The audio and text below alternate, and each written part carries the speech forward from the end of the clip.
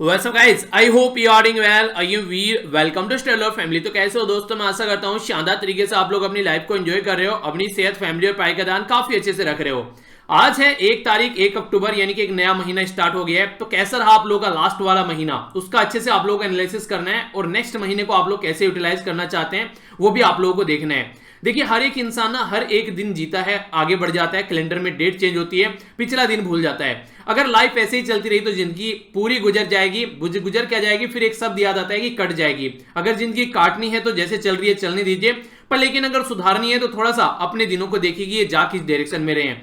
अगर लास्ट वाला मंथ जो है वो आप लोग का ऐसा नहीं था जैसा आप लोग चाहते थे, तो फिर से एक नया मंथ बाहें पसारे आप लोगों का इंतजार कर रहा है। इसमें आप लोग जो कमियां रह गई लास्ट वाले महीने में, इनको आप लोग इंप्लीमेंट करने की कोशिश कीजिए।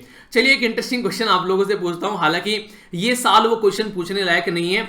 कितने ऐसे विद्यार्थी हैं, कितने ऐसे फैमिली मेंबर हैं जिनके द्वारा जो अपना एक रिजोल्यूशन लिया गया था ये 1 जनवरी 2020 में, वो उसको फॉलो करके चल रहे हैं, और कितने ऐसे हैं जो इसको हर 1 तारीख को फिर से याद करते हैं और सोचते हैं कि यार इसको फिर से इंप्लीमेंट कर लेते हैं। तो देखिए ये चीजें होती हैं कि आप लोग अपने आप से क्या प्रॉमिस करते हैं, क्या रियलिटी में आप लोग उस प्रॉमिस पर टिके हुए हैं। पहले तो आप लोग चलिए यस और नो में यही लिख दीजिएगा कि क्या कोई ऐसा है जो फॉलो कर रहा है अब तक, या फिर सबका छूट चुका है। तो आप लोग खुद अपने आप को देखेगा कि किस तरीके से आप लोग खुद के साथ में किया हुआ कमिटमेंट जो है वो भूल जाते हैं। तो अगर आप लोग ऐसा लाइफ में अपने आप के साथ में कर रहे हैं तो फिर दूसरों से किया हुआ कमिटमेंट आप लोग कैसे फॉलो कर सकते हैं। तो इसीलिए पहले अपने आप से कमिटमेंट करके उसको फॉलो करना स्टार्ट कीजिए, फिर दूसरों से आप लोग कमिटमेंट अच्छे से कर पाएंगे। बड़ा ही शानदार यहां पर एक उदाहरण दिया गया है। एक बार एक बच्चे के द्वारा आइंस्टीन से पूछा गया कि सर आप इतने महान, इतने बुद्धिमान हैं, ये सफलता का राज क्या है। तो उन्होंने एक शब्द में आंसर दिया, फोकस। अगर आप लोग बोले कि हाँ फोकस, तो जरा सी देर में सुनकर कहेंगे हाँ क्या बात बोल के चला गया, बस फोकस बोल दिया, कौन सी बड़ी बात है, हमको पता था। पर लेकिन पता, समझना, सोचना और उसको अपने अंदर उतारना, इसमें बहुत बड़ा डिफरेंस है।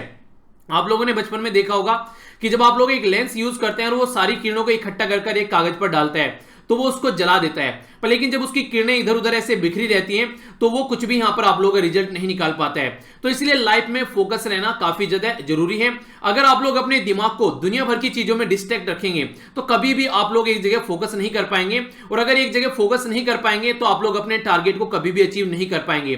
तो इसीलिए जो भी डिस्ट्रैक्शन है लाइफ में, आप लोगों को लगता है कि आप लोग के गोल तक पहुंचने में ये डिस्ट्रैक्शन लाइफ में आ रहे हैं, उनको कट कर दीजिए, तभी आप लोग लाइफ में अपने टारगेट को अचीव कर पाएंगे। और यही इसी को आप लोग फोकस बोलिएगा, क्योंकि एक जगह आप लोग फोकस लगाकर जब आप लोग चलेंगे तो आप लोग जो आप लोग की समझ में पहले नहीं आता था वो भी समझ में आने लगेगा। क्योंकि कुछ ऐसी चीजें होती हैं कि आप लोग एक तरीके से, वो नहीं कहते हैं कि जब लाइन पढ़ते हैं तो रीड बिटवीन द लाइन, तो इसका मतलब ये होता है कि कुछ ऐसी चीजें भी आप लोगों को समझनी होती हैं जो वहां पर नहीं लिखी होती है, उससे मीनिंग निकालना होता है। तो तभी आप लोग कर पाएंगे जब आप लोगों का फोकस होगा। तो कहीं पर भी कोई भी काम क्यों ना करें तो फोकस के साथ में करेंगे तो आप लोग हमेशा उसमें सक्सेस जरूर होंगे। ये वीडियो शायद आप लोगों ने देखी ली होगी, सुप्रीम कोर्ट के द्वारा क्या क्या बोला गया, क्या क्या तर्क यहां पर दिए गए हैं, तो सारी डिटेल में मैंने यहां पर इसके अंदर डिस्कस किया है। प्रीलिम्स हो रहा है आप लोगों का 4 अक्टूबर को, तो all the best to all of you.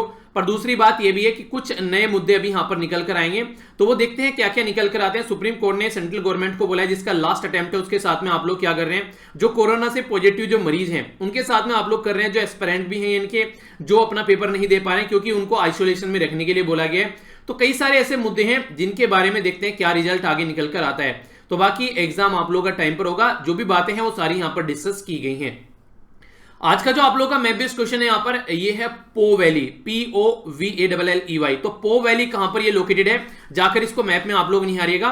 बाकी काफी कुछ शानदार डिस्कस करने के लिए आज के द हिंदू न्यूज़पेपर में। तो आइए आज के आर्टिकल्स पर हम लोग नजर डालते हैं।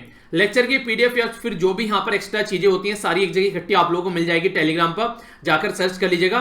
इसी के साथ में यहाँ पर जो टेलीग्राम है स्टडी लवर वीर के नाम से, इसी को सर्च कीजिएगा। बहुत सारे इस नाम से फेक चैनल भी बने हुए हैं, और मेरे साथ में आप लोग ट्विटर, इंस्टाग्राम और फेसबुक पर भी कनेक्ट रह सकते हैं। तो जानते हैं आज के आर्टिकल्स के बारे में। तो यहाँ पर ये वाला आर्टिकल आज की डेट में इंडिया और चाइना के रिलेशन के बारे में बात कर रहे हैं। ये वाला आर्टिकल भी यहाँ पर कहीं ना कहीं इनडायरेक्ट वे में चाइना को फोकस ही कर रहा है, क्योंकि क्वाड के बारे में है। दोनों आर्टिकल को कंबाइन करके डिस्कस करेंगे, आखिर क्वाड कहां से निकल कर आया, इसके बारे में भी कुछ बातें आप लोगों को यहाँ पर जानने को मिलने वाली है। तो इंटरेस्टिंग है, जानेंगे यहाँ पर। ये नेक्स्ट यहाँ पर जो आर्टिकल है ये बाबरी मस्जिद के बारे में यहाँ पर बात की जा रही है। तो हल्का सा एक ओवरव्यू आप लोगों को दूंगा, आखिर चल क्या रहा है, फिलहाल अभी जो रिजल्ट है उसके बारे में यहाँ पर क्या बोला जा रहा है, तो इसके ऊपर एक हल्का सा हम लोग नजर डालेंगे। यहाँ पर जो बात की जा रही है हेल्थ बिहेवियर के बारे में। अभी इसके बारे में बात करूंगा, यहीं पर ही कोविड-19 से रिलेटेड कुछ बातें शेयर कर रहे हैं, इसके बारे में यहीं पर ही आप लोग कुछ एक्सप्लेन करूंगा। नेक्स्ट यहाँ पर वन लैंग्वेज पॉलिसी के बारे में हम लोग डिस्कस करेंगे, काफी इंटरेस्टिंग और इंपॉर्टेंट आर्टिकल आप लोग बोल सकते हैं। सोसाइटी में जो वुमेन है और वुमेन में भी आज के डेट में जो बुजुर्ग महिलाएं हैं उनके बारे में कुछ बात की जा रही है, तो समझेंगे आखिर क्या कंडीशन आज के डेट में बनी हुई है। ये है यहाँ पर आज के डेट का जो यहाँ पर कार्टून है, ये भी यहाँ पर इस आर्टिकल से रिलेटेड है। और नेक्स्ट यहाँ पर ये है आज का डेटा पॉइंट, ये बिहार के इलेक्शन से रिलेटेड है। ये जो डेटा पॉइंट है आप लोगों के सामने बिहार के इलेक्शन के बारे में बात कर रहा है, ह्यूमन डेवलपमेंट इंडेक्स कैसा है, लाइफ एक्सपेक्टेंसी कैसी है, ठीक है, ये सारी जो चीजें हैं अगर आप लोग बिहार से बिलोंग करते हैं तो आप लोगों को इनके बारे में पता होना चाहिए, क्योंकि बिहार के बारे में लोकल एग्जाम में कई सारे क्वेश्चन आप लोगों के पूछ ले जाते हैं, या फिर स्टेट पीसीएस जो होता है उसके अंदर भी क्वेश्चन बन जाते हैं। तो अगर आप लोग बिहार से रिलेटेड हैं तो आप लोग इसको देखिएगा। अगर आप लोग सेंट्रल एग्जाम की तैयारी कर रहे हैं तो फिर इस पर कोई ज्यादा फोकस देने की जरूरत नहीं है, पर बिहार से जो है वो जरूर देख लीजिए, क्योंकि इंटरव्यू में भी कई बार क्वेश्चन आप लोगों से आपके लोकल एरिया के बारे में पूछ लिए जाते हैं। ठीक है, आइए आगे चलते हैं। सबसे पहले यहां पर आज का ये कार्टून है, ये 40 से 50 शब्द में आप लोगों को एक्सप्लेन करना है इस कार्टून में क्या दिखाया गया है। जुडिशरी जो है यहाँ पर वो अपने आंखों की पट्टी खोलकर साइड में रख रही है।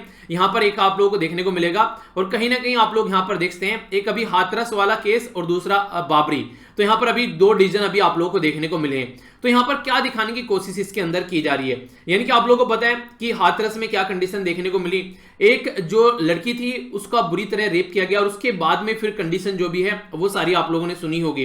तो ये जो सिचुएशन देखने को मिल रही है सोसाइटी के अंदर, निर्भया के बाद में अब हाथरस केस देखने को मिल रहे हैं, तो जो एक तरीके से कहीं ना कहीं हमारी सोसाइटी जैसे चेंज होनी चाहिए थी वो आप लोगों को चेंज होती नजर नहीं आ रही है। तो कंडीशन यहाँ पर क्या बन रही है, आप लोग ये समझ सकते हैं कि जिस तरीके से हम लोग अवेयरनेस फैला सकते हैं वो वाली अवेयरनेस नहीं है, कहीं ना कहीं एक तरीके से जैसा आप लोग बोल सकते हैं कि डिटरेंस होना चाहिए था, वो डिटरेंस आप लोगों को देखने को नहीं मिल रहा है। तो सिचुएशन एक ऐसी निकल कर आ रही है कि ये चीजें रिपीटेडली सोसाइटी में आप लोगों को देखने को मिल रही है। तो इसी के बारे में यहाँ पर ये बेसिकली कार्टून दिखाने की कोशिश कर रहा है। आप लोग क्या सोचते हैं इसके बारे में, आप लोग अपना व्यू बता सकते हैं। रियलिटी में यार एक ऐसी चीज है कि कहानी के यानी कि कहने का मतलब यहाँ पर ये, जब ऐसा कोई केस देखता हूं ना, अंदर से एक ऐसा मतलब रोने वाली फीलिंग से आती है कि ऐसी सोसाइटी में हम लोग रह रहे हैं जहां पर एक तरीके से इंसान को इंसान ट्रीट नहीं किया जा रहा है, मतलब जीभ काट दी जा रही है, मतलब किस तरीके से, मतलब क्या होता है उस तरीके के माइंडसेट में, ये समझ में नहीं आ रहा है कि उस तरीके का माइंडसेट इंसान किस कंडीशन में ऐसी हरकतें कर पाता है। तो ये काफी खतरनाक लेवल का एक माइंडसेट आप लोग बोल सकते हैं, जिसको समझना पड़ेगा और इसका कोई ना कोई सॉल्यूशन निकालना पड़ेगा। यहां पर जो बाबरी वाला केस है उसके बारे में आप लोगों को बताएं, अभी यहां पर जो डिसीजन है उसमें यह बोला गया है कि यहां पर आडवाणी साहब और 31 अदर जो भी यहां पर बाबरी जो केस था वहां पर जो डिमोलिश किया गया मस्जिद को, उसमें इनको रिहा कर दिया गया है, एक्विटेड यानी कि छोड़ दिया गया है, बरी कर दिया गया है। तो ये जो कंडीशन आप लोगों को यहाँ पर देखने को मिल रही है, ये कहीं ना कहीं एक तरीके से जो राइटर हैं यहाँ पर इस पर्टिकुलर आर्टिकल के अंदर ये बता रहे हैं कि ये हमारी कंट्री में जो जुडिशरी है उसका सबसे लो फेज चल रहा है, क्योंकि जिस तरीके से अभी डिसीजन निकल कर आ रहे हैं, यहाँ पर खुद जो है यहाँ पर सुप्रीम कोर्ट ने बोला था कि यहाँ पर जो डिमोलिशन किया गया है ये सही तरीका यहाँ पर नहीं है, जिस तरीका इंसिडेंट देखने को मिला था उस टाइम पर। और आज की डेट में यहाँ पर जो यहाँ पर अभी रिसेंटली यहाँ पर ये सीबीआई का जो सीबीआई कोर्ट का डिसीजन है सबको बरी कर देना, तो कितने हद तक ये वाजिब है।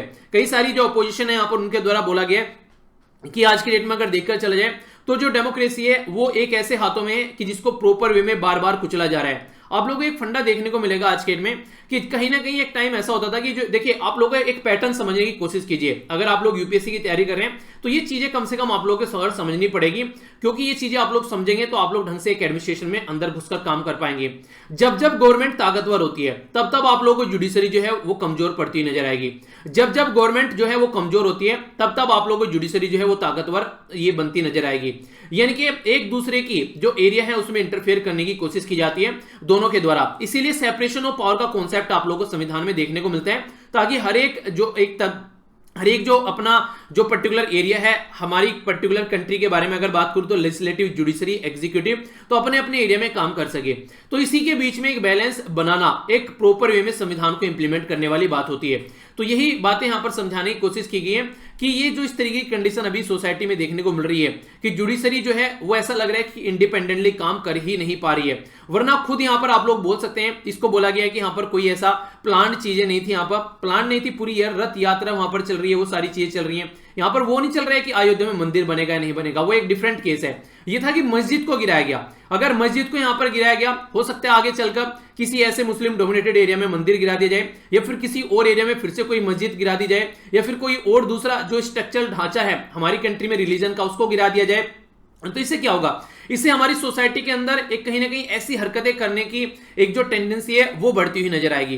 तो अगर डिटरेंस क्रिएट हम लोग नहीं कर पाए तो कहीं ना कहीं इनडायरेक्ट वे में ऐसी चीजों को हम लोग बढ़ावा दे रहे हैं। ऐसी भी यहां पर बातें इस आर्टिकल के अंदर बोली गई हैं। ठीक है, आप लोगों का क्या राय है इसके बारे में, आप लोगों का क्या मानना है, तो आप लोग बताइएगा। हिंदू मुस्लिम से ऊपर उठकर जो प्रॉपर एक चीज है उसको समझने की कोशिश कीजिए। ठीक है, यहां पर हिंदू मुस्लिम की बात नहीं की जा रही है, यहां पर एक पर्टिकुलर टेंडेंसी या एक पर्टिकुलर माइंडसेट को सपोर्ट करने की बात की जा रही है। ठीक है, तो ये यहां पर बेसिकली बोला जा रहा है। ओके, आगे बढ़ते हैं, यहां पर आर्टिकल के बारे में बात करते हैं। आर्टिकल जो है यहां पर इंडिया के लिए बड़ी ही सारी इंटरेस्टिंग चीज यहां पर बोल रहे हैं। इंडिया के लिए यहां पर बेसिकली ये बोलने की कोशिश की जा रही है कि आज के में जो चाइना की हरकतें चल रही हैं हमारे बॉर्डर वाले एरिया पर, तो इंडिया को थोड़ा सा समझना चाहिए, इंडिया को अपनी सोच में थोड़ी शिफ्ट लानी चाहिए। आप लोगों को पता है कि चाइना के साथ में हमारे कई सारे बॉर्डर डिस्प्यूट चल रहे हैं। जैसे कि अगर मैं आप लोगों को थोड़ा डिटेल में बताऊं तो 3 पर्टिकुलर एरिया ऐसे हैं जहां पर चाइना हमारे साथ में 24 घंटे झड़पता रहता है। सबसे बड़ा जो एरिया है यहां पर, ये आप लोगों को वेस्टर्न सेक्टर देखने को मिलेगा, लगभग ये 1570 किलोमीटर के करीब देखने को मिलेगा। ये वेस्टर्न सेक्टर आप लोगों के सामने यहां पर नजर आ रहा है। नेक्स्ट यहां पर आप लोगों को सेंट्रल सेक्टर देखने को मिलेगा, ये पर्टिकुलर एरिया, इसमें यहां पर आप लोगों को 545 किलोमीटर के करीब एरिया देखने को मिलेगा।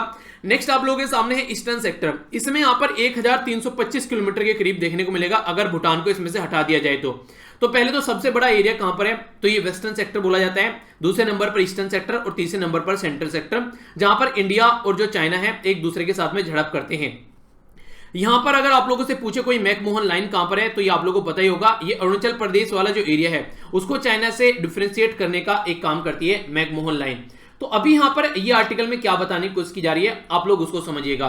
बीजिंग जो है आज की डेट में एक ऐसी हरकतें कर रहे हैं यहां पर, अगर आप लोग लैंड बॉर्डर के बारे में बात करें कि वो एक तरीके से जो भी झड़प चल रही है दोनों के बीच में, एक तो उसे रोकने के लिए तैयार नहीं है, यानी कि जो चल रहा है वो कंटिन्यूअस यहां पर चल रहा है, और दूसरा यहां पर यह है कि अब फिर वो यहां पर यथास्थिति में आने के बिल्कुल भी मूड में नहीं है। यथास्थिति का मतलब क्या होता है, स्टेटस को जिसको आप लोग बोलते हैं, यानी कि चाइना ने अगर अपनी साइड से जो एरिया है क्रॉस कर हमारी साइड में आ गया तो यहीं पर ही आके टिक गया, अब यहां से पीछे जाने के लिए तैयार नहीं है। तो इस तरीके से यहां पर ये दोनों ही सोचने वाली बात है, और कॉन्टिन्यूअस किसी न किसी चीज को लेकर वह बाउंड्री पर लड़ता रहता है, बहाना सा बन गया उसके लिए यहां पर ये ऐसी हरकतें करने का। तो इंडिया चाइना की अगर बात करें यहां पर लाइन ऑफ एक्चुअल कंट्रोल के बारे में भी आप लोग देखिए, यहां पर आज की डेट में कहीं ना कहीं पास से भी अगर आप लोग देखेंगे यहां पर, देखिए 2 चीजें होती हैं। आप लोग ये समझिए, मान लीजिए आप लोगों के हाथ में मोबाइल है, ठीक है, और आप लोगों के पास में गाड़ी है, तो मैंने क्या किया, आप लोगों से आप लोगों का मोबाइल छीन लिया, ठीक है, और आप लोगों को एक तरीके से गाड़ी भी छीनने की कोशिश कर रहा हूं, ठीक है। तो आप लोग क्या कर रहे हैं, आप लोग ये कर रहे हैं अपने आप को डिफेंड कर रहे हैं, क्योंकि आप लोगों को लग रहा है कि सामने वाला थोड़ा ताकतवर है, ठीक है। तो इससे क्या कर रहे हैं, इससे एक तरीके से कहीं ना कहीं कमजोरी दिखती है, यानी कि हमारी ही चीजें छीन रखी हैं और हम ही को आंखें दिखा रहे हैं, हमारा ही एरिया ये दाबे बैठे हैं और हम ही से आंखें लड़ा रहे हैं, और एक तरीके से हम लोग क्या कर रहे हैं, अपने आप को डिफेंड कर रहे हैं, हम लोग कोशिश कर रहे हैं कि यार अपनी चीज मिल जाए। तो यहां पर ये कमजोर चेहरा निकलकर सामने आता है, वरना सबसे बड़ी बात तो यहां पर ये होनी चाहिए, अपनी चीज तो लेंगे ही लेंगे, अब तुम अपनी में पहुंचो वरना तुम्हारी भी लेंगे। अब ये अगर ऐसा रवैया रहेगा, ये चाइना का रवैया रहता है। चाइना क्या करता है, जैसे भूटान के साथ में, इंडिया के साथ में, हर एक कंट्री के साथ में ऐसे ही करते हैं, कई बार ऐसी चीजें करता है, जैसे मान लीजिए एक तो हो गया अक्साई चीन वाला एरिया, ठीक है, एक हो गया अरुणाचल प्रदेश वाला एरिया। तो ये क्या करता है, बोलता है कि अरुणाचल प्रदेश तुम लोग लो, अक्साई चीन हमको दे दो। बार्गेनिंग करता है, मतलब हमारा ही दोनों एरिया है, हमारे ही साथ में बार्गेनिंग कर रहा है कि चलो वो रख लो, ये तुम हमको दे दो। ऐसा ये भूटान के साथ में करता है, भूटान के साथ में मान लीजिए ये वाला एरिया है यहाँ पर और ये वाला एरिया है, तो अब 2 एरिया को कैप्चर करेगा, फिर कहेगा चलो ये तुमको दे देता हूं और ये मुझे दे दो तुम, यानी कि एहसान कर रहा है, ऐसा दिखाता है। यहां पर एक तरीके से एग्रेसिव रवैया चाइना का यहां पर देखने को मिलते हैं, और ये मैक्सिमम आप लोग यहां पर इसका नजर आएगा। तो चाइना जो है एक तरीके से इंडिया का जो क्लेम है एक्साई चीन पर, उसको भी बैक एक तरीके से उसको भी साइड में कर रहे हैं, और दूसरा यहां पर क्या कर रहे हैं, अपनी खुद की टेरिटरी को और अपनी मतलब हमारी कंट्री की टेरिटरी को और एक तरीके से क्लेम कर रहे हैं कि ये टेरिटरी है। तो न्यू दिल्ली जो है वो अपना डिफेंड करने में लगा हुआ है कि भैया छोड़ दो हमारी टेरिटरी, ठीक है। तो ऐसी कंडीशन है, तो इससे क्या पता चलता है कि सामने वाला ताकतवर है, ठीक है। और ऑलरेडी हमारी और चाइना की जो वार हुई थी 1962 में, तो हम लोग उस वॉर में हार गए थे। तो कहीं ना कहीं ये भी एक तरीके से क्वेश्चन मार्क लगा हुआ है कि हम लोग चाइना से कमजोर हैं, पर लेकिन ऐसा पहले हुआ करता था। आज की डेट में दोनों एक न्यूक्लियर पावर कंट्री हैं, आज की डेट में ऐसा इस तरीके से एग्रेसिव रवैया दिखाना ये खतरनाक साबित हो सकता है दोनों कंट्री के लिए। तो चाइना की जो आज के डेट में रेड लाइन है बार बार क्रॉस होती नजर आती है, एलएसी के ऊपर भी और ये ऐसा सेम बार बार चल रहा है, ऐसा नहीं है कि फर्स्ट टाइम यहां पर चल रहा है, पहले से ही चल रहा है, पर लेकिन अब आकर ये थोड़ा सा और एग्रेशन में आ गया है। ठीक है, तो इस तरीके से सोचने के लिए हम लोग को मजबूर होना पड़ रहा है कि रियलिटी में कि चाइना जो है वो किस तरीके का बिहेवियर यहां पर दिखा रहा है, तो हम लोग को उसको समझना पड़ेगा, अंडरस्टैंड करना पड़ेगा। दूसरी साइड में पाकिस्तान के बारे में बोला गया, एक साइड में चाइना की हरकतें और दूसरी साइड में पाकिस्तान की हरकतें आप लोग बोल सकते हैं। अब चाइना और पाकिस्तान जो है वो एक सिस्टमेटिक माइंडसेट बनाकर लगे हुए हैं यहां पर, तो यहां पर आप लोगों को पाकिस्तान का रवैया देखने को मिलेगा, यहां पर आप लोगों को चाइना का रवैया देखने को मिलेगा, तो दोनों एक साथ ऐसी हरकतें करते हैं। अभी आप लोगों को देखने को मिलता है कि Pakistan frequently LOC line of actual control पे ऐसी हरकतें करता हुआ नजर आता है, तो पाकिस्तान ये आज से नहीं कर रहा है, पहले से कर रहा है, पर लेकिन आजकल जो है चाइना का अच्छा खासा सपोर्ट इसको मिल रहा है, तो आजकल और ज्यादा थोड़ा कूदता है। इसके बारे में कुछ बातें मैं आप लोगों को बता दूं, यूएन की जनरल असेंबली में अभी पाकिस्तान के द्वारा यहां पर अपनी स्पीच दी गई इनके प्राइम मिनिस्टर के द्वारा। तो पहली तो इंपॉर्टेंट बात यह कि सारी जो मैक्सिमम वो स्पीच थी वो रिपीट की गई थी, मैक्सिमम उसमें से 1/3 जो स्पीच थी यहां पर वो रिपीट थी, और मैक्सिमम जो उसमें 1/3 के करीबी जो चीजें थी वो इंडिया के खिलाफ थी, यानी कि इंडिया के खिलाफ वाला जो इनकी स्पीच का पोर्शन होता है उसको ये फिक्स करके रखते हैं कि हाँ ये तो इनको जाकर बोलना ही है भारत के खिलाफ कि हाँ भारत ऐसा है, भारत वैसा है, भारत में माइनॉरिटी को ढंग से नहीं रखा जाता है, भारत ने हमारा एरिया यहां पर एक तरीके से कैप्चर कर रखा है, भारत टेररिज्म को सपोर्ट करते हैं। मतलब आधी बार तो जो ऑल ओवर वर्ल्ड सुनता होगा वो खुद हंसता होगा कि ये क्या बोल रहे हैं, यानी कि खुद एक तरीके से अपनी जो चीजें सबको बता रहे हैं कि हम लोग ऐसा कर रहे हैं, यानी कि एक तरीके से ये बात हो गई कि उल्टा चोर कोतवाल को डांटे, खुद ही हरकतें कर रहे हैं और वो सारे आरोप किस पर लगा रहे हैं, इंडिया के ऊपर लगा रहे हैं। तो एक कंडीशन आप लोगों को देखने को मिलती है यहां पर। इसी के साथ में कई बार एलओसी के अंदर इन्फिल्ट्रेशन करते हैं यहां पर, इसीलिए इंडिया और पाकिस्तान की झड़प होती है। हमारी कंट्री के द्वारा 5 अगस्त 2019 में जम्मू एंड कश्मीर का जो मैप था उसको चेंज किया गया, क्योंकि एक राज्य को चेंज कर यूनियन टेरिटरी बनाया गया, तो इसके चलते पाकिस्तान को बड़ी मिर्ची लगी, तो पाकिस्तान जो है उसको लेकर उसने नया पॉलिटिकल मैप तैयार कर दिया जिसको तो ये पाकिस्तान का पॉलिटिकल मैप है। इन्होंने क्या बोला, अभी तो हम लोग ये अपना एरिया दिखाते थे हमारे मैप में, अब हम ये पूरा जम्मू एंड कश्मीर अपने एरिया में दिखा रहे हैं, यानी कि एक तरीके से इनके द्वारा जो मैप तैयार किया गया अपना, ये पाकिस्तान का ऑफिशियल पॉलिटिकल मैप निकल के आया, पूरे जम्मू एंड कश्मीर को इन्होंने अपने उसमें दिखा दिया। तो ये कुछ नहीं है, दूसरी कंट्री को एक तरीके से एग्रेशन में लाने वाली बात होती है। ऐसा नहीं होता आप लोग सड़क पर जा रहे हैं, कोई इंसान अगर आप लोगों से लड़ना चाह रहा है तो गाली देगा, ठीक है, तो गाली देके स्टार्ट करेगा कि साथ आप लोगों को थोड़ा सा गुस्सा आ जाए और फिर आप लोग कुछ उल्टी सीधी हरकतें करें और एक उसको मुद्दा पा जाए कि लड़ने का, उसका तो मूड था लड़ने का, कोई मिल नहीं रहा था, हाथों में खुजली हो रही थी, तो वो तो ऐसी हरकतें करेगा।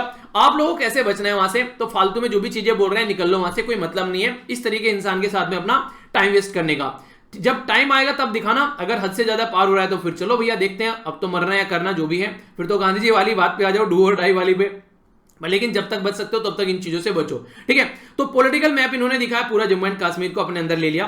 तो इस्लामाबाद और जो बीजिंग है वो कंटिन्यूअसली पैरेलली यहां पर इंडिया के ऊपर प्रेशर बनाने की कोशिश करते हैं दोनों साइड से, तो ये सोचने के लिए मजबूर कर रहे हैं इंडिया को, तो इंडिया को अपनी पॉलिसी को समझना पड़ेगा और क्या इंप्लीमेंटेशन वहां पर हो सकती है वो हम लोग को जानना पड़ेगा। अगर बात करें दो कंट्री के बारे में बात कर ली, एक हो गया चाइना, एक हो गया पाकिस्तान, तीसरी कंट्री है अफगानिस्तान। आप लोगों को पता है अफगानिस्तान से यहां पर जो यूएसए है वो बाहर निकलने की बात कर रहे हैं, तो यूएसए जैसे ही अफगानिस्तान से बाहर जाएगा, इंडिया का जो मुद्दा है वहां पर कहीं ना कहीं वो कमजोर पड़ जाएगा। रीजन क्या है उसको समझा देता हूं मैं। अगर आप लोग मैप में थोड़ा देखिएगा, 1 सेकेंड, ये वाला मैप नहीं, ये वाला मैप आप लोग देखिए, ये पाकिस्तान, 1 सेकेंड, ये वाला मैप आप लोग देखें, यहां पर आप लोग समझ पाएंगे। ये हो गई अपनी प्यारी कंट्री, यहां पर ये हो गया पाकिस्तान और ये हो गया अफगानिस्तान, ठीक है। अफगानिस्तान का हमारी कंट्री के साथ में जो बॉर्डर टच करता है वो पाक ऑक्युपाइड वाले एरिया में टच करते हैं, जो हमारे ऑफिशियल मैप के हिसाब से अगर हम लोग बात करें, ठीक है। तो अगर आप लोगों से बॉर्डर के रिलेटेड क्वेश्चन पूछा जाता है तो क्वेश्चन में हमारी कंट्री ऑफिशियली यहां पर अपने डिक्लेयर मैप में बोलती है कि अफगानिस्तान हमारा बॉर्डर टच करता है। अगर कल को अफगानिस्तान के अंदर तालिबान यहां पर पावर में आता है, यूएसए बाहर निकल के जाता है, तालिबान पावर में आएगा, वो तालिबान कंप्लीटली पाकिस्तान की सपोर्ट के ऊपर टिका हुआ है, तो इस तरीके से कहीं ना कहीं आप लोग बोल सकते हैं कि हमारी कंट्री के लिए जम्मू एंड कश्मीर वाले रीजन में और ज्यादा स्थिति खराब होने वाली है यहां पर, अगर ये सिचुएशन बनती है तो कहीं ना कहीं अफगानिस्तान के अंदर जो हमारा ह्यूज इन्वेस्टमेंट है जो हम लोगों ने आज तक किया है वो भी काम नहीं करने वाला है। इसकी कंडीशन ये आप लोगों को देखने को मिलेगी। यानी कि कहने का मतलब यहां पर यह घुमा फिराकर आज की डेट में अगर आप लोग इस सिचुएशन को समझिएगा तो सिचुएशन ये है कि अफगानिस्तान के अंदर ऑलरेडी पाकिस्तान हो गया, चाइना हो गया, अब तीसरा मुद्दा यहां पर अफगानिस्तान हमारे लिए बन जाएगा, जहां पर इस तरह की कंडीशन बन सकती है, यानी कि हमारे बॉर्डर को लेकर और चीजें देखने को मिल सकती है, जो कि तालिबान के साथ में आज लोगों ने हम लोगों ने ढंग से बात नहीं की। नेक्स्ट अगर बात करें, अफगानिस्तान एक तरीके से हो गया। दूसरा आप लोगों को देखने को मिलेगा, अफगानिस्तान का बॉर्डर टच करता है यहां पर ईरान के साथ में, और इंडिया और ईरान के रिलेशन भी जो है वो सही से काम नहीं कर रहे हैं। उसका रीजन है यूएसए, यानी कि यूनाइटेड स्टेट ऑफ अमेरिका। क्या रीजन है? यूएसए के प्रेशर में आकर हम लोगों ने ईरान से तेल खरीदना बंद कर दिया। इसके लिए यहाँ पर ईरान जो है वो गुस्से में रहता है कई बार कि हाँ इंडिया जो है अपनी पॉलिसी जो है किसी दूसरी कंट्री के प्रेशर में आकर चेंज करता रहता है। वरना एक टाइम ऐसा था कि ईरान से हम लोग काफी लार्ज स्केल पर तेल खरीदा करते थे। तो हमारा जो मिशन है सेंट्रल एशिया के लिए हम लोग को फिर से सोचना पड़ेगा कि हम लोग को कैसे काम करना है, हम लोग को फिर से इस चीज को अंडरस्टैंड करना पड़ेगा, वरना चीजें जो है वो हाथ से निकलती हुई नजर आएगी। इंडिया को इस सिचुएशन से लड़ने के लिए कोई रास्ता यहां पर खोजना पड़ेगा, तभी वो क्रिएटिवली एक तरीके से डील कर पाएगा। तो यहां पर इसको समझना पड़ेगा, क्योंकि पाकिस्तान और चाइना जो है वो अपनी हरकतों से बाज नहीं आने वाले हैं, ठीक है। तो अब यहां पर जो बोला जा रहा है राइटर के द्वारा वो सॉल्यूशन बताना स्टार्ट करेंगे अब यहां से, यानी कि अब तक तो इनके द्वारा प्रॉब्लम बताई गई है कि हमारी कंट्री में जो आसपास वाले एरिया हैं वो कैसी हरकतें कर रहे हैं। अब इनके द्वारा यहां पर बेसिकली कुछ सॉल्यूशन बताने की कोशिश की जा रही है। सॉल्यूशन पहले ये है, मान लीजिए आप लोग किसी के साथ में लड़ाई हो गई है तो सबसे बढ़िया तरीका है कि उसके साथ में बैठिए और बात कीजिए। बात करना एक अच्छा सॉल्यूशन हो सकता है। मान लीजिए आप लोगों ने एक दूसरे का सर भी फोड़ लिया लड़कर, तो बाद में भी आप लोगों को बात ही करनी है बैठकर, तो क्यों ना सर फोड़ने से बचें, डॉक्टर का खर्चा बच जाएगा। तो आप लोग पहले बात कर लो, उसके बाद में लड़ लेना अगर बातों से सॉल्यूशन नहीं निकला। पर लेकिन बातों से सॉल्यूशन निकल जाता है, हाथों से और लातों से नहीं निकलता है। तो इसलिए जरूरी है कि पहले आप लोगों को सॉल्यूशन उसका निकालना है। तो इसलिए यहां पर इंडिया के बारे में बोला गया कि इंडिया को पाकिस्तान के साथ में बात करनी चाहिए, तभी यहां पर कुछ सॉल्यूशन निकलेगा। क्योंकि पाकिस्तान जो है आज के में अगर आप लोग समझे जो कश्मीर के मुद्दे को लेकर काफी एग्रेसिव है, क्योंकि उसके पास भी एक पोर्शन है यहां पर जम्मू एंड कश्मीर का जिसको पागो पाड़ एरिया आप लोग बोलते हैं। तो हम लोग को इसके साथ में बात करनी चाहिए, चीजों को समझना चाहिए, समझाना चाहिए, एक तरीके से डील करनी चाहिए हम लोग को इसके साथ में, पाकिस्तान के साथ में जैसे तैसे भी हम लोग कर सकते हैं। बात न करना कोई सॉल्यूशन नहीं है, ठीक है। और ये कब होगा, जब एक पॉलिटिकल विल होगी, यानी कि पॉलिटिकली दोनों की इच्छा होगी, और खासकर इंडिया की इच्छा होना यहां पर काफी ज्यादा जरूरी है। क्योंकि इंडिया ये बोल चुका है कि जब तक पाकिस्तान का जो टेररिज्म की एक्टिविटी है अगर वो चलेगी तो तब तक हम लोग पाकिस्तान से बात नहीं करेंगे। तो ये काफी इंपॉर्टेंट यहां पर है। नेक्स्ट यहां पर जो बात की जा रही है न्यू दिल्ली को, इसको कॉन्टिनेंटल जो फिक्सेशन है एक तरीके से उससे थोड़ा सा आगे हटना पड़ेगा। मतलब एक तरीके से क्या है, हम लोग पाकिस्तान और चाइना के बारे में सोच रहे हैं, हम लोग को थोड़ा सा आगे बढ़कर चलना पड़ेगा यहां पर। ऐसा नहीं है कि हम लोग इसी में घुसे रहे। वो क्या है, वो है मैरीटाइम स्ट्रेटजी के बारे में। यानी कि आप लोग ये समझिए, आप लोग ये मैप देखेगा, अब थोड़ी सी कुछ अच्छी चीजें जानने को मिलने वाली है। हमारी पड़ोसी जो देश हो गया, 1 सेकेंड 1 मिनट 1 सेकेंड,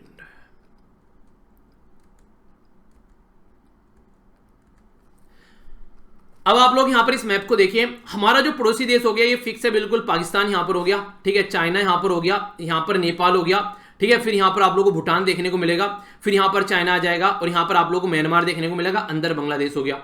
ये जो लैंड, जो आप लोगों का लैंड बाउंड्री है ये फिक्स हो गया। अगर चाइना आज के में कुछ भी हरकतें करेगा हम लोग क्या कर सकते हैं, एक हद तक एक अपोज कर सकते हैं, और यहां पर भी आप लोगों को चीजें देखने को मिलेगी। पर नीचे अगर थोड़ा सा आप लोग आएंगे, पूरा समुद्र जो है वो खाली पड़ा हुआ है, यानी कि पूरा समुद्र जो है वो हमारा, इसको भी अंदर ले लेते हैं, ठीक है पूरा समुद्र जो है वो हमारे यहां पर एक तरीके से इंतजार कर रहे हैं। हम लोग अपनी पॉलिसी जो लेकर आए वो स्ट्रेटेजिक पॉलिसी हम लोग इंडियन ओशन के लिए लेकर आ सकते हैं, क्योंकि पूरा इंडियन ओशन एक तरीके से उसके सेंट्रल में है। हम कोई भी कंट्री अगर इंडियन ओशन में कुछ करना चाहती है तो कोशिश करती है कि इंडिया के साथ में उसके रिलेशन अच्छे रहे। तो अगर हम लोग अपनी कॉन्टिनेंटल पॉलिसी को हटाकर, एक तरीके से लैंड वाले एरिया को हटाकर थोड़ा सा उसको थोड़ा टाइम के लिए विराम देकर अपना ज्यादा फोकस अगर हम लोग देना स्टार्ट कर दें मैरीटाइम सिक्योरिटी के ऊपर, तो काफी इंपॉर्टेंट रहेगा। उससे दो फायदे आप लोगों को यहां पर काफी इंटरेस्टिंग वे में देखने को मिलेंगे। एक तो यह है कि इस एरिया में आप लोग अगर इंटरेस्ट बढ़ाएंगे तो दूसरी कंट्री भी काम करने के लिए आप लोगों के साथ में आएगी, और दूसरा आप लोगों की एक इमेज वैसे अच्छी बनेगी, क्योंकि चाइना की इमेज जो है इस पर्टिकुलर एरिया में काफी खराब है। क्योंकि साउथ चाइना सी में चाइना क्या करता है, हमेशा चाइना हमेशा झड़प करता है, वहां पर सबको बोलता है ये तुम्हारा एरिया नहीं है, ये मेरा एरिया है, और किसी की नहीं सुनता है। तो उस आसपास वाली कंट्री जिनको आप लोग आसियान कंट्री बोलते हैं, टोटल 10 कंट्री है आसियान में। कौन कौन सी हैं 10 कंट्री हैं, उनके नाम आप लोग बताइए, रिवीजन आप लोगों का हो जाएगा। तो आसियान की जो 10 कंट्री यहाँ पर ये आसपास वाले रीजन में, जैसे फिलीपीन हो गया, ये सारी जो कंट्री यहाँ पर, ठीक है, इंडोनेशिया वगैरह, तो ये कंट्री हमेशा चाइना से चिढ़ती हैं, क्योंकि चाइना अपना प्रेशर यहाँ पर इनके ऊपर क्रिएट करने की कोशिश करता है। पर इंडिया जो है, इंडिया एक मल्टीलेटरल एशिया के बारे में बात करते हैं, यानी कि इंडिया कभी नहीं कहता है कि एशिया ओनली चाइना का होना चाहिए। Asia China Japan south Korea India Australia सबका होना चाहिए। ऐसा नहीं है कि चाइना का एशिया होगा बस। तो इस तरीके से आप लोग समझ सकते हैं। तो कहने का मतलब यहां पर ये आज की डेट में मिलकर इनको काम करना पड़ेगा यहां पर, तभी यहां पर सिचुएशन जो है वो नॉर्मल हो पाएगी, और इंडिया को एज ए लीडर के तरीके से आना पड़ेगा। तो इंडिया को अपना फोकस थोड़ा सा शिफ्ट कर देना चाहिए यहां पर मैरीटाइम स्ट्रेटजी को लेकर। क्योंकि आज की डेट में कॉन्टिनेंटल वाले एरिया में लिमिटेशन आ चुकी है। तो अप्रोच थोड़ा सा स्ट्रेटेजिक वे में आगे लेकर चलनी चाहिए और हमारी कंट्री की जो एक्सटर्नल अफेयर मिनिस्ट्री है उसके द्वारा ये काम किया भी गया है। इंडो पैसिफिक जो अभी हमारी कंट्री में अगर बात करें विजन के बारे में बात की जाती है, चाइना इस सबसे बड़ा चिंता है। इंडो पैसिफिक जब शब्द यूज किया था, चाइना बोलता है इसको एशिया पैसिफिक बोला करो, एशिया पैसिफिक बोला करो, इंडो पैसिफिक मत बोला करो। तो चाइना इससे चिढ़ता है, इसलिए कई सारी कंट्री चाइना को चिढ़ाती हैं। तो यहां पर जो बात बोली गई है, एक तरीके से क्या करना चाहिए, कोएलिशन करना चाहिए हम लोग को दूसरी कंट्री के साथ में, ठीक है। एक रूल होना चाहिए यहाँ पर जिसके हिसाब से हम लोग काम करें और स्ट्रेटेजिक एक्सप्लोर हम लोग को करना चाहिए और क्या क्या हम लोग यहाँ पर कर सकते हैं। पाकिस्तान और जो चाइना है वो स्टक हो चुके हैं यहाँ पर उस पर्टिकुलर एरिया में, यानी कि कॉन्टिनेंटल के एरिया में वो हरकतें करते रहेंगे। पर लेकिन इंडो पैसिफिक बारे में जब हम लोग बात करेंगे, ओशन के एरिया में हम लोग जाएंगे, तो हमारे साथ काफी बड़ा एरिया आप लोग को देखने को मिलेगा। यहाँ पर ये है अफ्रीका से लेकर अमेरिका तक आप लोग यहाँ पर देख सकते हैं। ये मैंने कैसे बोला इसको थोड़ा समझिए आप लोग। यहाँ पर ये अपनी प्यारी कंट्री हो गई, बीच में पूरे नीचे इंडियन ओशन हो गया। आप लोग इधर अगर आओगे तो आप लोग यहाँ पर ये पैसिफिक ओशन से होता हुआ यहाँ पर अमेरिका नजर आएगा, ठीक है। यहाँ पर अमेरिका हो गया, यहाँ पर ये कनाडा हो गया, नीचे मैक्सिको हो गया, ये गल्फ ऑफ मैक्सिको हो गया, ये हो गया नीचे, ये बीच में आप लोग को देखने को मिलेगा नॉर्थ पैसिफिक ओशन, ठीक है। आप लोग अगर यहाँ पर देखेगा तो ये हो गया नीचे ऑस्ट्रेलिया, ये हो गया इंडिया, इधर आएंगे तो आप लोग को अफ्रीका कॉन्टिनेंट देखने को मिल जाएगा। तो इस तरीके से आप लोग समझ सकते हैं कि अगर इस एरिया में हम लोग चाहें तो एक ह्यूज एक तरीके से हम लोग रिलेशन यहाँ पर बना सकते हैं, क्योंकि हम लोग सेंटर में है यहाँ पर। तो ज्योग्राफिकली हमारी जो इंपॉर्टेंस है हम लोग कहीं ना कहीं उसको इग्नोर कर रहे हैं, वरना हम बहुत ही एक स्ट्रॉन्ग एक पोजीशन में आप लोग बोल सकते हैं यहाँ पर। तो वो चीजें हम लोग को थोड़ी सी अंडरस्टैंड करनी पड़ेगी और उस चीजों को लेकर हम लोग को समझना पड़ेगा।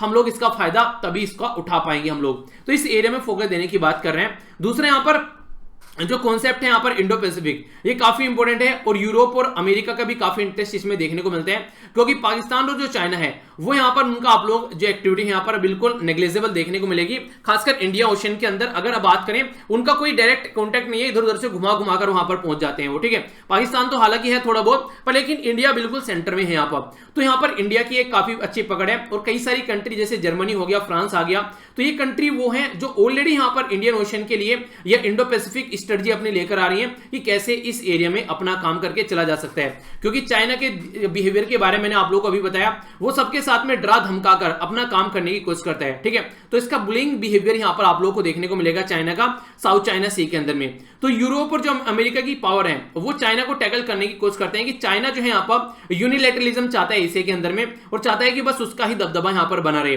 तो इंडिया जो चाहता है वो मल्टीलैटरलिज्म चाहता है, तो चाइना यहाँ पर अकेला चाहता है कि वो अकेला पूरी एशिया में कूदे। तो ये जो चीजें हैं ये थोड़ी सी आप लोगों को जाननी पड़ेगी। तो मैरीटाइम जो स्पेस है यहाँ पर, अगर उसके बारे में आप लोग बात करते हैं यहाँ पर, तो एक तरीके से हम लोग इसको एक तरीके से कैसे देख सकते हैं कि एक अपॉर्चुनिटी है हमारे पास में कि हम लोग इसको लेकर चलें, क्योंकि हिमालय में हम लोग लिमिटेड हो गए, पर यहाँ पर कोई लिमिटेशन नहीं है, यहाँ पर हम लोग आगे बढ़ सकते हैं। यहाँ पर हमारे एरिया में आकर चाइना की थोड़ी लिमिटेशन आप लोग को देखने को मिलेगी। तो इंडिया को फिर से एक तरीके से रिवाइटल नहीं खाते आप लोग, तो इसी तरीके से बोला गया है कि अब एक तरीके से रिविटलाइज यहाँ पर एक तरीके से प्लान को करना चाहिए कि अपने प्लान को फिर से विजिट करें और देखें क्या कर सकते हैं। पहली बात तो यह है कि हम लोग चाइना को टैकल, अगर हम लोग सोचे कि चाइना को हम लोग एक तरीके से चेकमेट दे सकते हैं, जैसे चेस आप लोगों ने खोला होगा, ऐसा कुछ नहीं है। ये हो भी सकता है, हो भी नहीं सकता है। आप लोग समझ सकते हैं कि अगर आज की डेट में चाइना को हम लोग लैंड वाले एरिया में बोले तो हम लोग हो सकता है कि चाइना हमारे ऊपर प्रेशर बनाने के लिए लैंड वाले एरिया में और उल्टी सीधी हरकतें करना स्टार्ट कर दे। पर लेकिन अगर हम लोग यहां पर अपना एरिया ढंग से कवर कर कर आगे बढ़ते रहे तो चाइना को कहीं ना कहीं एक तरीके से कॉस्टली अफेयर पड़ेगा ये, जो चाइना ऐसी हरकतें करता रहेगा। एक टाइम तो ऐसा होगा ना, उसको रुकना पड़ेगा, कहां तक आखिर वो हरकतें कर सकता है ये। तो ये चीजें यहां पर चाइना को समझनी पड़ेगी। तो ये तब तक देखिए, सामने वाला तब तक दबाता है आप लोग जब तक आप लोग दबते हैं, ठीक है। आप लोग की कमजोरी समझ लेता है अगर आप लोग ज्यादा दबने स्टार्ट हो जाते हैं, और ये आप लोगों को सोसाइटी में बड़ी बखूबी देखने को मिलेगा। आप लोगों के मोहल्ले में अगर आप लोगों से आप लोग सोचते हैं कि थोड़ा शांत में रह लेते हैं, लड़ते नहीं है, तो सामने वाला आप लोग के दरवाजे के बाहर कचरा डाल के चला जाएगा, ठीक है। कई बार आप लोगों ने देखा होगा गांव में, जैसे मुझे अब भी याद आता है, कई बार ऐसी हरकतें पास्ट में देखने को मिलती थी। मतलब गांव में जब रहते थे, जैसे घर के सामने से नालियां जा रही होती हैं, ठीक है, तो उनमें लड़ाई हो जाती है कि तुमने कचरा हमारे सामने लाकर धर दिया यहाँ पर। तो ये बेसिकली पड़ोस वाला जो है वो हमेशा फालतू की चीजों पर आप लोग के साथ में बहस करना चाहेगा। तो ये तब तक करना चाहेगा जब तक उसको लगता है कि आप लोग कुछ बोलते नहीं है। जिस दिन आप लोग सामने जाकर खड़े हो गए तब उसकी हरकतें जो है थोड़ी कम होना स्टार्ट हो जाएंगी। यानी कहने का मतलब यहां पर ये, अगर आप लोग दबोगे तो आप लोगों को और ज्यादा दबाया जाएगा। तो ये चीजें यहां पर चाइना कर रहा है इंडिया के साथ में, तो इसी को हम लोगों को समझना है। यहां पर अगर क्वाड के बारे में आप लोग यहां पर बात करते हैं तो क्वाड जो है एक ग्रुप है यहां पर, जिसमें आप लोगों को जो कंट्री देखने को मिलेगी वो कौन कौन है यहां पर समझ लीजिए। इंडिया हो गया, ऑस्ट्रेलिया हो गया, जापान हो गया और यहां पर ये यूएसए हो गया। यूएसए का ये अलास्का वाला रीजन है, ये बेसिकली चाइना को टैकल करने के लिए बोला जाता है नॉर्मली जो ग्रुप है। हालांकि बनाया गया था ये एक तरीके से अलग पर्पज के लिए, पर लेकिन जैसी चाइना की हरकतें चल रही हैं तो ये चाइना को घेरने का भी यहां पर काम कर रहा है। आप लोग देखते हैं यहां पर चारों कंट्री जो है वो कहीं ना कहीं चाइना को घेरने का यहां पर काम कर रहे हैं। यानी कि चाइना का जो एग्रेशन है यहां पर इस पर्टिकुलर एरिया में कि मैं ही रहूंगा और किसी को रहने नहीं दूंगा, ठीक है, वो एक कहते हैं जियो और जीनो, तो चाइना कहता है कि हम जिएंगे जीने नहीं देंगे। तो ये जो कंडीशन है क्वाड को लेकर, तो इंडिया, जापान, यूएसए और ऑस्ट्रेलिया साथ में आ गए और इनकी मिनिस्ट्रियल लेवल की मीटिंग भी यहां पर देखने को मिलती रहती है। तो जो चाइना है, चाइना इसके बारे में कई उल्टी सीधी चीजें बोलता है। चाइना बोलता है कि ये एक तरीके से एशिया का नेटो हो गया, जो कि जिस तरीके से रसिया के खिलाफ यहां पर नेटो बनाया गया था यूएसआर के खिलाफ, यहां पर एशिया का नेटो हो गया जो मेरे खिलाफ यहां पर काम करता है। तो हम लोगों को क्या करना चाहिए, पॉजिटिवली इसको लेकर चलना चाहिए, एक पॉजिटिव रीजनल एजेंडे के साथ में हम लोग चलें तो चाइना कहीं ना कहीं एक तरीके से हम लोग चाइना को टैकल कर पाएंगे। क्योंकि चाइना जो है हमेशा अपना उल्टा सीधा हरकतें यहां पर देखने को मिलेगी, तो उसको टैकल करने के लिए एक ऑल्टरनेटिव हम लोग को करना पड़ेगा। अगर बात करें यहां पर अभी रिसेंटली बात की जा रही है कि एक तरीके से जो इसकी क्वाड की सेकंड मिनिस्ट्रियल जो मीटिंग है यहां पर 4 कंट्री की, तो क्वाड के अंदर यहां पर ये जापान में देखने को मिलेगी।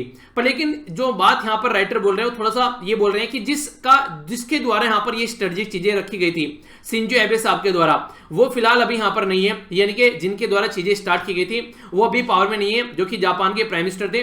तो उनके द्वारा यहां पर जिसको क्वाड्रिलेटरल सिक्योरिटी डायलॉग, यानी कि क्वाड के नाम से आप लोग जानते हैं, क्वाड्रिलेटरल सिक्योरिटी डायलॉग, ये एक तरीके से इनफॉर्मल स्ट्रेटेजिक डायलॉग था बिटवीन इंडिया, यूएसए, जापान और ऑस्ट्रेलिया के बीच में, जिसका अगर ढंग से आज की डेट में देखा जाए कोई ऑब्जेक्टिव तक डिफाइन नहीं किया गया है। ठीक है, बेसिक ऑब्जेक्टिव एक हल्का सा आप लोग बोल सकते हैं था कि फ्री, ओपन और प्रोस्परस जो इंडो पैसिफिक रीजन होना चाहिए। तो ये बातें इनके द्वारा रखी गई थी। तो जो एबे साहब थे यहाँ पर, ये काफी एक स्ट्रेटेजिक थिंकर थे यहाँ पर, आप लोग ऐसा बोल सकते हैं। अब ये पॉलिटिक्स से दूर हो चुके हैं अपनी बीमारी की वजह से। आप लोगों को एक बात बताऊं, देखिए महात्मा गांधी जी के द्वारा काफी पहले एक बात बोली गई थी कि ये जो पृथ्वी है ना, ये काफी अच्छी खासी पृथ्वी है हमारे लिए, अगर हम लोग इसको नीड के लिए यूज करें, यानी कि अपनी जरूरत के लिए यूज करें। पर लेकिन अगर ग्रीड पर आ गए, लालच पर आ गए, तो हम लोग ये पृथ्वी क्या, हमको ऐसी 3-4 पृथ्वी भी कम पड़ जाएंगी। यानी कि जो रिसोर्सेज के लिए हम लोग लड़ रहे हैं, लड़ाइयां कर रहे हैं, तो उसके चलते हम लोग को अपनी नीड के ऊपर फोकस देना चाहिए, ना कि ग्रीड के ऊपर। यानी कि लालच हमेशा बुरी बला होती है, आप लोगों ने सुना होगा। तो वही बातें यहां पर समझाने की कोशिश की जा रही है। तो ये बात महात्मा गांधी जी के द्वारा बोली गई थी।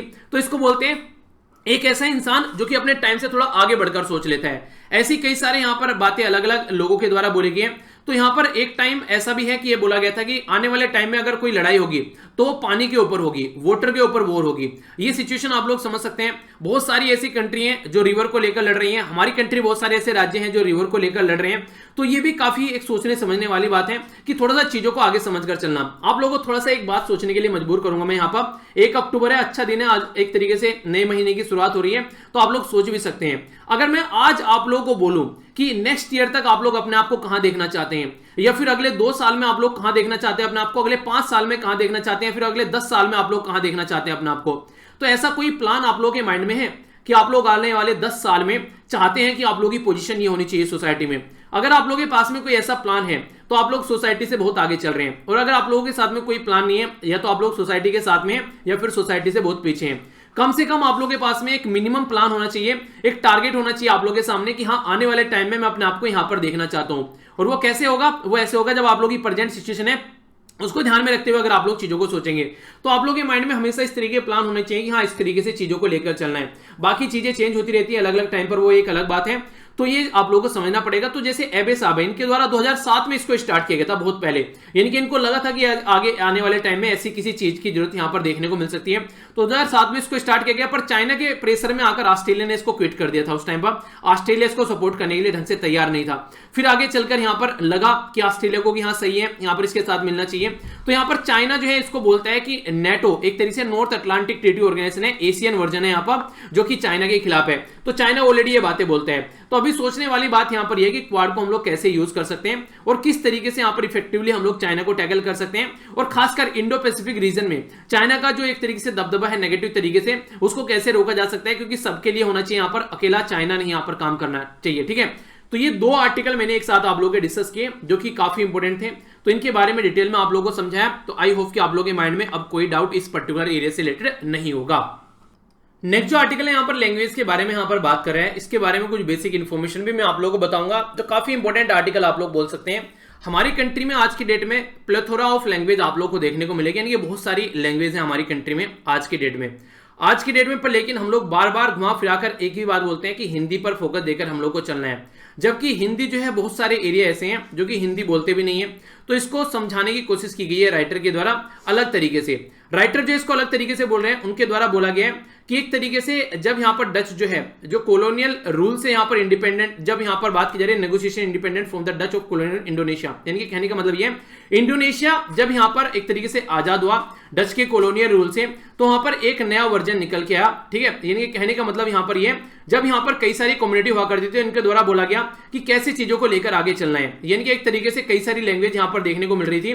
तो इनके द्वारा कुछ कॉमन एक मीडिएशन यानी कि बुद्धा वाला पाथ निकाला गया कि यार ऐसे नहीं तो ऐसे कर लेते हैं। तो उसके बारे में बात की जा रही है।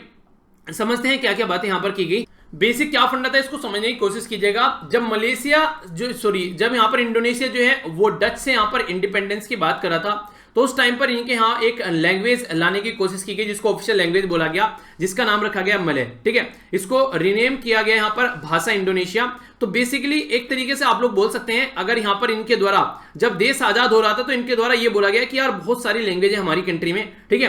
तो हम लोग को ये देखना है कि कैसे ट्रेड कर सकते हैं, एक्सचेंज कर सकते हैं, कैसे कोई ग्रामेटिकली सिंपल लैंग्वेज हो जिसके पीछे कोई ऐसा ना हो कि भैया उस पर्टिकुलर कम्युनिटी की लैंग्वेज ही होगी, या कोई ऐसी चीजें यहाँ पर देखने को न मिले। क्योंकि 300 से ज्यादा जो एथेनिक ग्रुप है वो एक साथ में आए और एक तरीके से उनके द्वारा सोचा गया कि कुछ ऐसा यहाँ पर होना चाहिए। यानी कहने का मतलब यहाँ पर यह है कि एक कॉमन लैंग्वेज यहाँ पर निकालने की कोशिश की गई। 100 ऑफ लैंग्वेज जो है ये यहाँ पर स्पोक की जाती थी अलग अलग एरिया में, इंडोनेशिया, मलेशिया, सिंगापुर में। तो कई सारे ऐसी कंट्री हैं जिनके द्वारा इसका सॉल्यूशन यहाँ पर निकाला गया कि कुछ ऐसा सॉल्यूशन यहाँ पर लेकर चलते हैं कि इस सिचुएशन को हम लोग कंट्रोल कर सकें। इंडोनेशिया जो है अगर उसके बारे में बात करें, उसने इनइक्वलिटी को अवॉइड करने की कोशिश की यहाँ पर, और एक तरीके से एक लैंग्वेज इंपोज की जाए यहाँ पर, इस तरीके से उस चीजों को भी यहाँ पर कंट्रोल करने की कोशिश की गई। पर लेकिन अगर हमारी कंट्री में बात करें, हमारी कंट्री में क्या कंडीशन है, हमारी कंट्री में इसका जस्ट अपोजिट है। हमारी कंट्री में एक लैंग्वेज को इंपोज करने की कोशिश यहाँ पर की जा रही है, ठीक है, जिसको बार बार बोला जा रहा है कि ये लैंग्वेज पूरी कंट्री में यहाँ पर होनी चाहिए। तो यहाँ पर ये लैंग्वेज वो है जिसको इवन कॉन्स्टिट्यूशन असेंबली के अंदर भी जब यहाँ पर बात की गई तो तब भी हम लोग यहाँ पर इसके ऊपर काफी डिस्कशन होता हुआ नजर आया, ठीक है। तो वहां पर भी रिजोल्व हम लोग नहीं कर पाए, तो किस तरीके से हम लोग को लेकर चल रहे हैं। तो कॉन्स्टिट्यूशन असेंबली के अंदर जब ड्राफ्टिंग की गई तो तब भी इस मुद्दे को हम लोग रिजोल्व नहीं कर पाए। लैंग्वेज जो है हमारा संविधान जो लिखा गया, आप लोग उसके बारे में समझ सकते हैं। लैंग्वेज जो है प्रोसीडिंग जो होती है कॉन्स्टिट्यूशन असेंबली की, उसके बारे में बात करते हैं। हिंदी स्पीकिंग अगर आप लोग बात करते हैं तो इसको अडेप्ट किया जा रहा था सोल नेशनल लैंग्वेज पर, लेकिन बहुत सारे लोग ऐसे हैं जो नॉन हिंदी स्पीकिंग है, उनके बारे में आप लोग क्या बात करेंगे। तो यहाँ पर कई सारे जो सॉल्यूशन एक तरीके से उन्हें कहते हैं मिड पाथ निकालने की कोशिश की गई, पर लेकिन फिर भी एक सपोर्ट देने की कोशिश हमेशा किसको की गई, हिंदी लैंग्वेज को देने की कोशिश की गई। जैसे साउथ इंडिया में कई सारे राज्य, स्पेशली अगर तमिलनाडु के बारे में आप लोग बात करते हैं, वो हमेशा से रेजिस्टेंस करता है इसका। वो बोलते हैं कि हिंदी सीखने का हमको फायदा क्या है, अगर कल को इंग्लिश सीखते हैं तो हम लोग बाहर किसी कंट्री में जाकर काम कर सकते हैं, अच्छे से हम लोग चीजों को एक तरीके से डेवलप कर सकते हैं, एक सही एक फायदा हो सकता है। जितना मेहनत अगर हम लोग हिंदी सीखने में लगाए, अगर इतना मेहनत हम लोग इंग्लिश सीखने में लगा लेते हैं तो हमारे सारे काम जो है वो सोल्व हो जाएंगे। तो हिंदी सीखने का हमको फायदा क्या है, तो ये भी अपने तर्क यहाँ पर इस बात को लेकर रखते हैं। ऑफिशियल लैंग्वेज एक्ट 1963 जो है वो कंटिन्यू यूज करता है इंग्लिश फॉर ऑफिशियल पर्पज के लिए। हिंदी जो है वो सोल वर्किंग लैंग्वेज हो गई यूनियन गवर्नमेंट 1965 से, ये बातें बोली गई थी। पर लेकिन रियलिटी में ग्राउंड लेवल पर इसका इंप्लीमेंटेशन जो है वो नहीं होता हुआ नजर आया, जबकि राज्य को ये बोल दिया गया था कि आप लोग फ्री हैं, अपने हिसाब से कोई भी लैंग्वेज चूज कर सकते हैं जो आप लोगों को सुटेबल लगती है।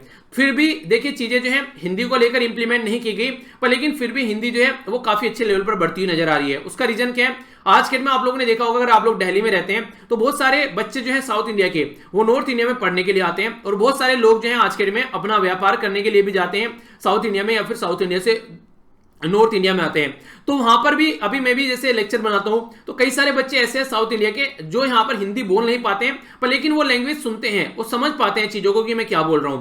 तो यहां से आप लोग देख सकते हैं कि कहीं ना कहीं एक इंटरेस्टिंग वे में जो हिंदी है वो फिर भी बढ़ती हुई जा रही है। पर लेकिन इसका मतलब ये नहीं कि दूसरी जो लैंग्वेज है उसको हम लोग को इग्नोर कर देना चाहिए, उसके बारे में हम लोग को सोचना चाहिए।